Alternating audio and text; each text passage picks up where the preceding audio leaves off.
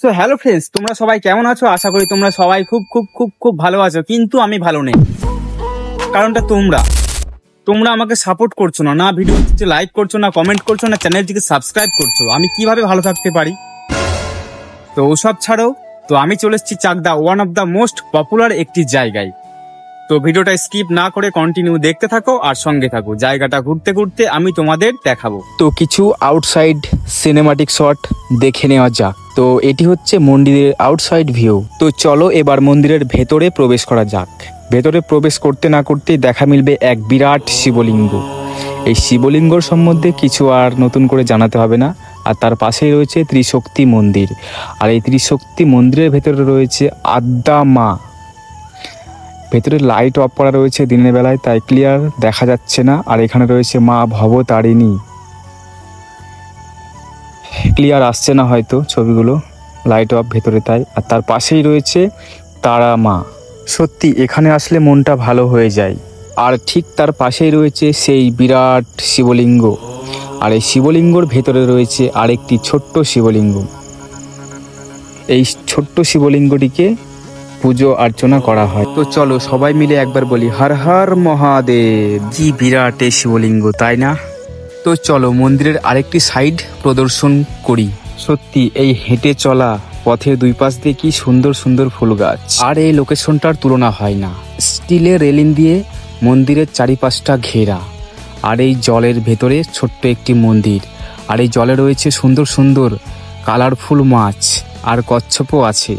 এখন রৌদ্রের সময় তাই দেখা যাচ্ছে না।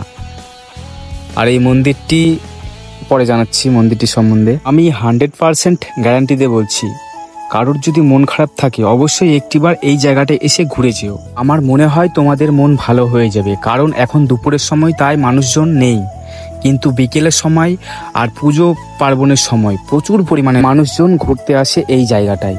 এটা যেহেতু গঙ্গার পাশেই, তাই এই মনোরম পরিবেশ আর সবসময় ফুরফুরে হাওয়া আর এই প্রকৃতির মাঝখানে এত সুন্দর মন্দির কার না ভালো লাগে। তোমরাও এসো, আমি বলছি মনটা ভালো হয়ে যাবে। আর একটা সারপ্রাইজ রয়েছে, সেটা হচ্ছে আমাদের এই যে ইনি শিব শম্ভু। জয় জয় শিব শম্ভু, হর হর মহাদেব। কি সুন্দর তাই না? এত সুন্দর পরিবেশের মাঝখানে চারি সাইডে রাউন্ড, আর মাঝখানে জল, আর জলের মাঝখানে আমাদের মহারাজ শিব শম্ভু বসে রয়েছে। আর চারিপাশটা সবুজ। এত সুন্দর একটা জায়গায় আসলে কেন না মন ভালো হবে? মন ভালো হতেই হবে। এখানে আসলে সত্যি মন ভালো হয়ে যায়। আর এই সামনের মন্দিরটি এখনো পর্যন্ত অসম্পূর্ণ রয়ে গেছে। কারণ এই জায়গাটার যিনি ওনার, যিনি এই পুরো মন্দিরটি তৈরি করছিলেন, তিনি আর এই পৃথিবীতে নেই। তাই এখনো এই মন্দিরটি অসম্পূর্ণ রয়ে গেছে। এই মন্দিরটি যদি কোনোদিনও সম্পূর্ণ হয় অবশ্যই নতুন একটি ব্লগ ভিডিও নিয়ে আসবো এই চ্যানেলে। তো ভালো লাগলে অবশ্যই চ্যানেলটিকে সাবস্ক্রাইব আর লাইক করে দেবে। এটি হচ্ছে মন্দিরের আউটসাইড ভিউ। সত্যি খুবই সুন্দর। আর এই পথটি গৌরনগর ঘাট, সোজা গৌরনগর ঘাট চলে যাচ্ছে। তোমরা এই পথ দিয়ে বাইক বা স্কুটি নিয়ে যাতায়াত করতে পারো। এটা যেহেতু মাটির রাস্তা, 4 চাকা নিয়ে যেতে একটু প্রবলেম হয়ে যাবে। কিছুদিন আগে বৃষ্টি হয়েছে তাই কাদা রাস্তাটি। আর এই পথ দিয়ে মন্দিরের ভেতরে প্রবেশ করা যায়। তো এই ব্লগ ভিডিওটি এই পর্যন্তই। তো যদি ভালো লাগে অবশ্যই চ্যানেলটিকে সাবস্ক্রাইব, লাইক, কমেন্ট করে দিয়ে যেও। তো দেখা হবে আবারও একটি সুন্দর নিউ ব্লগ ভিডিও নিয়ে। তো ততক্ষণ সবাই ভালো থেকো, সুস্থ থেকো। Bye bye.